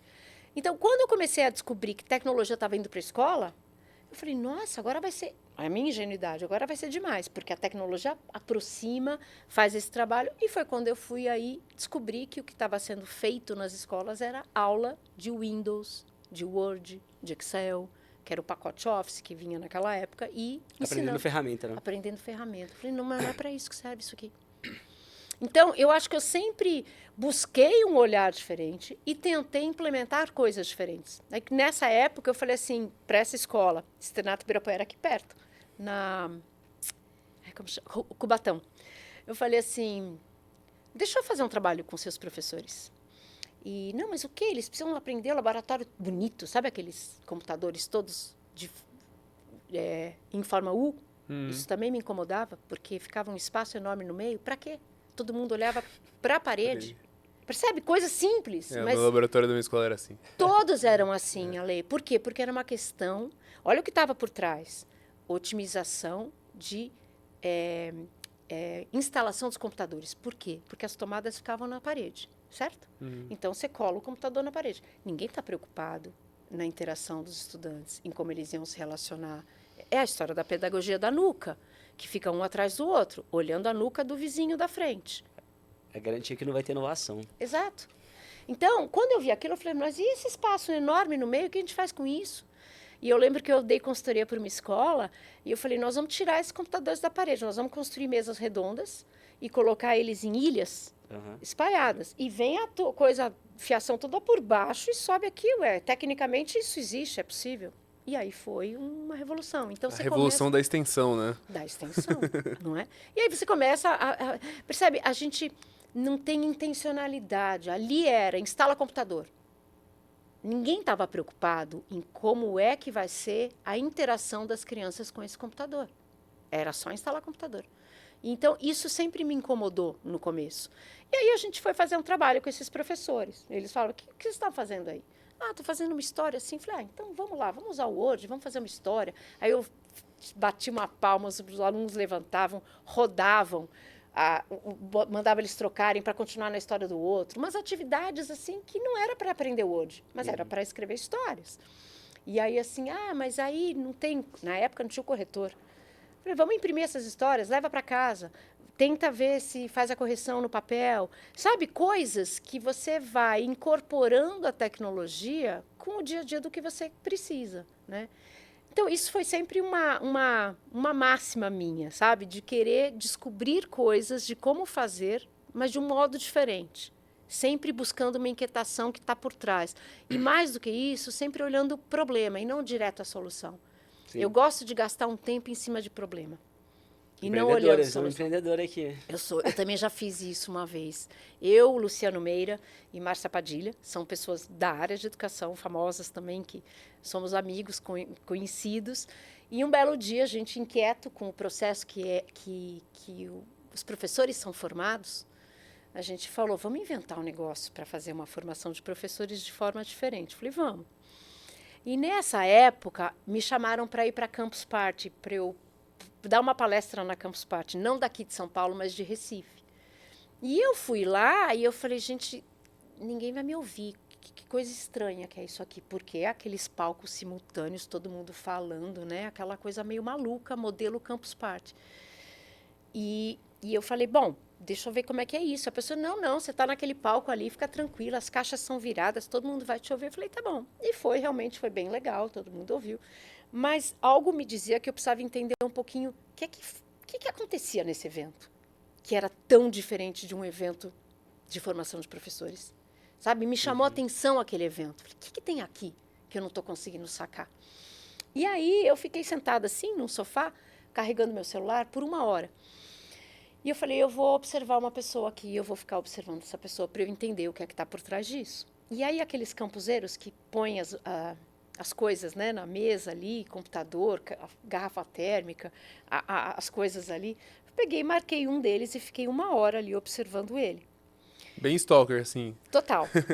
Mas assim, numa distância suficientemente 2 pequena centímetros. para que eu conseguisse ver o que ele estava fazendo, mas não tão pequena para ele falar o que é que você está fazendo Invasiva, aqui. né? E nem tão longe para eu não conseguir ver o que era. Então eu fiquei ali, né, disfarçando de vez em quando, assim, olhando.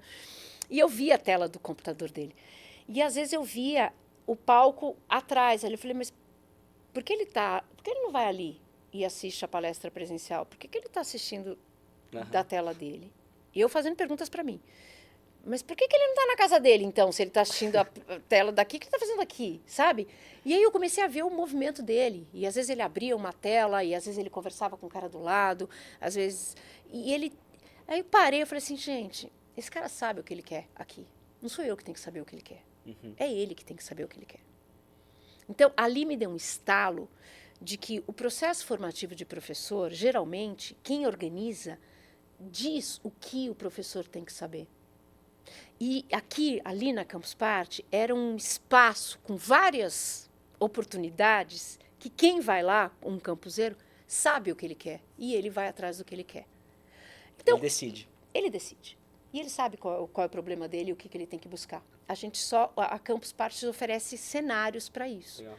E aí eu fui inquieta com isso. Nesse dia, me encontrei com o Luciano Meira e falei, Luciano, isso aqui é assim, isso aqui me incomodou, porque o cara sabe o que ele quer. Na hora que você vai numa formação de professores, às vezes ele vai e fala, me mandaram aqui, ele não sabe nem o que ele está fazendo ali. Aí ele falou assim, vamos fazer a Learning Party. Né? Porque Campus Party, e ele falou, vamos fazer a Learning Party.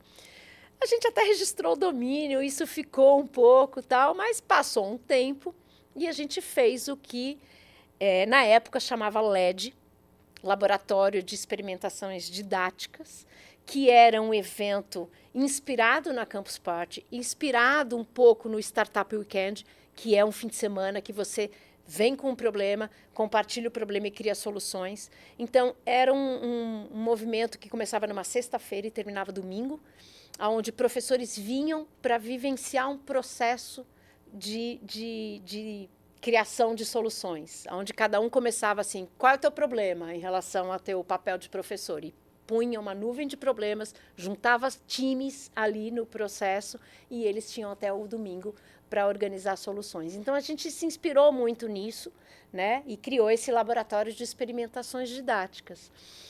E daí a gente foi tentar acelerar isso na Artemisia e tudo, mas nenhum de nós tinha tempo para empreender. Então, a gente teve essa ideia, fez esse projeto, mas parou nisso. E hoje o LED é o que é da Globo. Eles compraram a nossa marca. Ficou rica, né? mesmo, Ficou cara. rica. Comprar uma marca, ficou rica. Porque o nosso registro era LED da sigla, né? Laboratório de Experimentações Didáticas, mas tinha uma luzinha ali, mas o LED da Globo é totalmente voltada para a luz, né? E aí eles compraram a marca, eu falei que seja bem usada. Mas isso foi perto ali de quando você saiu da faculdade e tal? Não, o LED já Então- foi 2015, 2016. Então, pô, você terminou essa fase ali de professor particular, aí você, pô, trabalhou um pouco como fonoaudióloga também, e aí o que foi a próxima etapa? Trabalhei muito em formação de professores. Comecei a ir diretamente para a formação de professores quando eu entrei na escola e comecei a fazer o trabalho com essas escolas.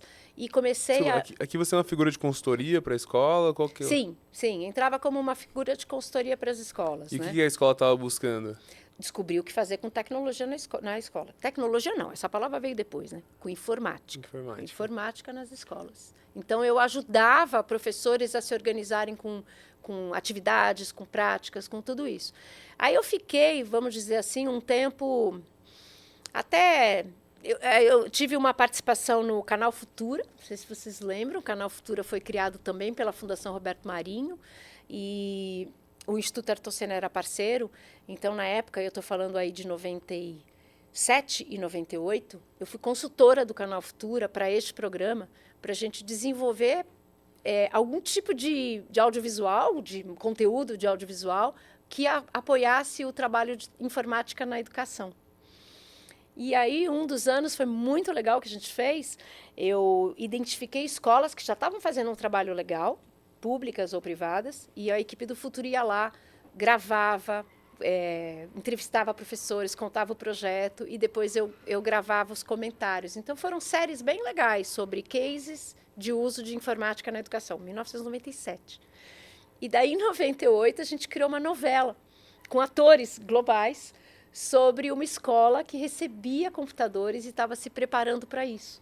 Então, tinha o ator professor, o ator diretor, o aluno, os atores. Então, a gente montou o roteiro e eu fazia a consultoria de avaliar se a gente carregava muito a mão no papel do diretor como resistente ou não. Então, a gente colocou esse cenário, porque era um cenário muito comum da época, de escolas recebendo computadores, e a gente trouxe isso na forma de novela. Esse projeto ganhou prêmio, foi muito Qual o legal. nome? Era... Como é que era o nome? Escola do... Ai, meu Deus, vou lembrar o nome. Quero assistir agora. Eu nem sei se isso está disponível pelo Futura, sabia? É mesmo. Mas era um projeto muito legal. E Cara, eu ia vamos refazer? acompanhar. Vamos refazer? Fazer o Agora com AI. fazer o reboot agora com inteligência Agora com AI artificial. é bom. Então, assim, foi muito legal esse projeto. E depois, em 99, o Instituto... Eu estava fazendo a consultoria pelo Instituto Ayrton Senna, porque eles eram parceiros. E, em 99, o Instituto resolveu criar dentro do Instituto projetos que envolviam informática na educação. E aí eu entrei para dentro do Instituto, em 99, e fiquei até 2013. Então, aí foram 15 anos aí, quase 15 anos de trajetória dentro do Instituto Ayrton Senna, coordenando toda a área de educação e tecnologia. Então, aí eu desenvolvia projetos para a educação pública, com uso de tecnologias, com uso de informática, e descobrir como é que isso chegava dentro da sala de aula, qual era o impacto que isso tinha com os alunos, como é que fazia esse trabalho de formação de professores. Eu trabalhava muito com formação à distância nessa época, com o Yahoo Groups. Era a nossa ferramenta de formação à distância. Até tinha o Moodle já, tinha umas plataformas, mas eu falava no que a gente mais precisa é interação entre as pessoas. E o Yahoo Groups resolve isso, porque você manda uma mensagem, todo mundo lê. Então, assim, eu estava muito mais preocupado com a metodologia que se usava do que com a ferramenta. Enquanto as pessoas olhavam e compravam ferramenta primeiro e depois não sabiam o que usar. Então, a gente terminou ali em 2013, quando eu saí, eu sei que hoje avançou, uma plataforma com 15 mil professores formados online em 2013. E a pandemia veio bem depois. Então, assim, já era uma coisa que a gente já trabalhava muito à distância. Eu, recentemente, encontrei um dos professores que faziam formações à distância com a gente, e ele falou, foi graças a isso que eu passei tranquilamente pela pandemia. Porque percebia que era possível se trabalhar à distância, percebia que era possível trabalhar online, com uma metodologia de interação. A gente deu um nome de experiências de aprendizagem colaborativa, que a gente aprende de forma colaborativa. Então, o espaço híbrido online era só uma plataforma. Qual que era a visão que vocês tinham lá no Instituto Ayrton Senna quanto à educação, assim, em qual que era a forma que o Instituto mais conseguiria gerar um impacto positivo? O Instituto teve uma época com muita força num programa chamado Acelera Brasil, que era um programa que trabalhava exclusivamente num ponto muito crítico, que era a defasagem idade-série. O que é isso? Por exemplo, você encontrar uma criança ou um adolescente com 15 anos, talvez numa idade onde ele deveria estar numa série, ele está numa série atrasada. Então, esta diferença de idade-série é um ponto crítico ainda é. E o Instituto resolveu trabalhar essa questão num programa específico. Então, por exemplo, como funcionava? Entrava numa rede de ensino, fazia um mapeamento de quantas crianças estavam nesse processo defasado, né? Então, assim, uma criança de 11 anos era para estar no 5º ano, mas, de repente, ela estava no 3º. Né? Então, como é que faz isso? Então, separava essas crianças e o Instituto fazia um trabalho especificamente com essas crianças, com uma metodologia toda inovadora, para avançar essas crianças e elas voltarem para a série que elas deveriam estar. Então, esse é um programa que ficou muito importante nas redes educacionais, porque deu conta de um estrago que tinha na educação, que era exatamente crianças passando e não aprendendo. Né, e defasando isso. Esse foi um trabalho muito importante. Depois disso, vem também um trabalho muito forte em gestão. Não adianta fazer um trabalho desse se você não tem um processo de gestão educacional muito organizado, até para ter números, dados e descobrir como é que isso é feito no processo educacional. E gestão nas escolas mesmo. Nas escolas e nas redes de ensino também. E quem que era a pessoa ali, que é o stakeholder ali, que é responsável pela gestão? É o diretor da escola? Dentro da rede? Dentro da rede. É o diretor, Não, o coordenador? Aí quando você está na unidade escolar, é o diretor de escola. Mas quando você está numa rede de ensino, que é, por exemplo, a rede municipal de São Paulo, você tem secretário de educação, né, que é responsável por toda a rede, e você tem um time técnico também, que é responsável por toda a rede. Né? Então, geralmente, na unidade é o gestor ou o coordenador pedagógico que assume essa parte mais de gestão. Mas quando você sai da unidade e vai para uma rede, você tem as pessoas da equipe da secretaria mesmo atuando. Eu imagino que você chegava para esse pessoal ali, cheio de visões, ideias e coisas legais que poderiam implementar, mas às vezes enfrentava algumas dificuldades, assim, né? Tem, né? Eu acho que essas dificuldades acontecem em todo o âmbito, desde uma questão de infraestrutura, às vezes. Né? Você vai numa rede de ensino e, às vezes, você tem escolas com infraestrutura precária mesmo, a própria secretaria. Então, você tem dificuldade desde infraestrutura, quando a gente está falando de tecnologia, não tem internet, não tem computador. Então, tem isso posto, sem dúvida nenhuma ainda. Até de recursos humanos, né? Dificuldade de pessoas com capacidade para lidar com projetos ousados, com projetos diferenciados. Então, o nível de dificuldade é de um modo geral, não tenha dúvida que não existe, não é tranquilo. Mas nada que não possa ser suportado, nada que não possa ser melhorado. Então, eu acho que é um pouco por aí. As redes de ensino eram muito abertas às parcerias do Instituto, porque realmente precisavam de apoio, precisavam desse olhar mais atento, e até hoje o Instituto faz um bom trabalho também com parcerias com redes públicas. Agora, mais de anos para cá, focou muito forte no trabalho de competências socioemocionais, porque isso também veio mostrando a transformação da educação, né? Quer dizer, hoje em dia é tão importante as competências socioemocionais, até talvez mais do que só as competências cognitivas, e isso está posto por vários órgãos aí que são referência na educação, e o Instituto apostou muito nisso também, desenvolvendo instrumentos de avaliar isso com os estudantes, com os professores, então também teve um trabalho pioneiro nisso. Adriana, eu queria fazer uma pergunta aqui para a gente tá encerrando, cara. Que é realmente assim, dentre tudo que dá para fazer na educação, né, em diversas partes, tá, onde você acredita que é a parte que mais tem uma oportunidade nos próximos 10 anos para a gente conseguir melhorar essa parte da educação, e isso talvez tenha um impacto muito grande em toda a cadeia? Nossa, 10 anos é muito tempo, Ale. Hoje em dia a gente não sabe o que vai acontecer nos próximos 10 anos. Mas eu acho que antes disso, num tempo mais de curto prazo, eu destacaria 3 ações fundamentais para a gente começar a mexer. Uma delas é a formação de professores. Sem dúvida nenhuma, isso precisa acontecer tanto do ponto de vista inicial, desse professor que quer ser professor e vai fazer uma licenciatura, quanto a gente fala do ponto de vista de formação continuada, aquele que já é formado e precisa se atualizar, com cursos de extensão, com processos de formação. Isso professores em geral, assim? Geral. Isso tem que melhorar muito.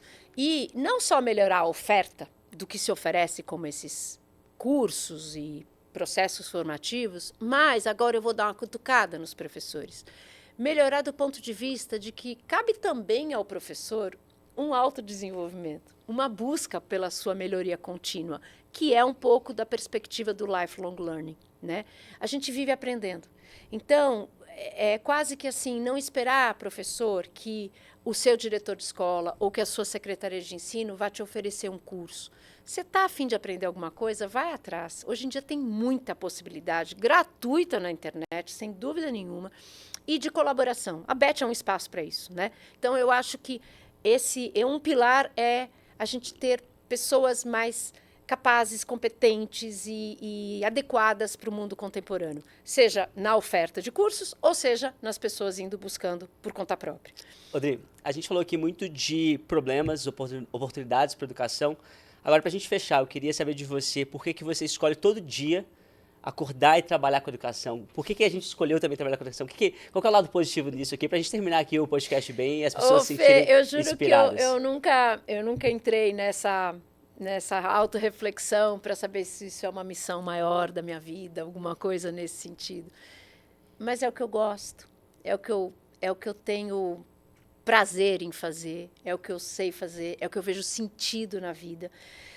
E confesso que acho que para a gente melhorar qualquer sociedade hoje em dia, se não for pela educação, eu não sei qual é o caminho.